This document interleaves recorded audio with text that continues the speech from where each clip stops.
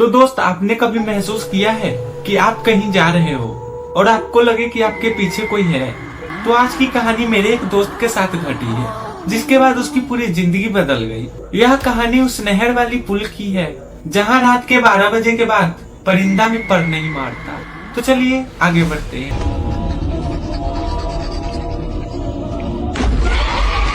यह बात करीब 10 साल पुरानी है। मेरा दोस्त सुरेश एक बैंक में कैशियर था। उस दिन बैंक में ज्यादा भीड़ और ज्यादा काम होने के कारण उसको बैंक से निकलते निकलते रात के 11:30 बज गए। उसे गांव आने के लिए उस पुराने नहर वाले रास्ते से गुजरना था। वह रास्ता मीलों तक वीरान था। जहां तक देखो सिर्फ बबूल का पेड़ और झाड़ियां ही नजर आती थी। उस दिन सुरेश अपनी धुन में बाइक चला रहा था कि तभी उसे नहर के पुल के पास एक धुंधली आकृति दिखाई दी। एक बूढ़ा आदमी जो कि सफेद कुर्ता पहने, हाथ में एक पुराना ललटेन पकड़े और सड़क के बीचों बीच खड़ा था। सुरेश ने सोचा कि शायद ये मुसीबत में होगा। उसने बाइक रोकी। सुरेश ने उस बूढ़े आदमी से पूछा कि क्या हुआ बाबा, इतनी रात को सड़क पे क्या कर रहे हो? आपको कुछ मदद चाहिए तो बोलो, मैं कर देता हूँ। बूढ़ा ने कांपती हुई आवाज में बोला, बेटा जरा माचिस मिलेगी, बीड़ी जलानी है। सुरेश अपने पॉकेट से माचिस निकाला और माचिस जलाकर उस बूढ़े की तरफ बढ़ाई। उसे देखकर सुरेश की रूह कांप गई। माचिस की तिली की हल्की रोशनी में उसने देखा कि उस बूढ़े के हाथ जिंदा इंसान जैसे नहीं थे।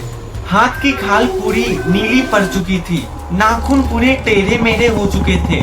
जब सुरेश ने हिम्मत जुटाकर उसका चेहरा देखा तो चेहरे पे आंखें नहीं, उसके जगह पे 2 काले काले गड्ढे थे। डर के मारे सुरेश के हाथ से माचिस गिर गई। तभी वो बूढ़ा जोर जोर से हंसने लगा।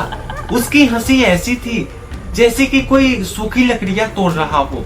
तभी वो बूढ़ा बोला, बुझा क्यों दिया बेटा, अभी तो मुझे तुम्हारा चेहरा साफ साफ दिखना शुरू हुआ था।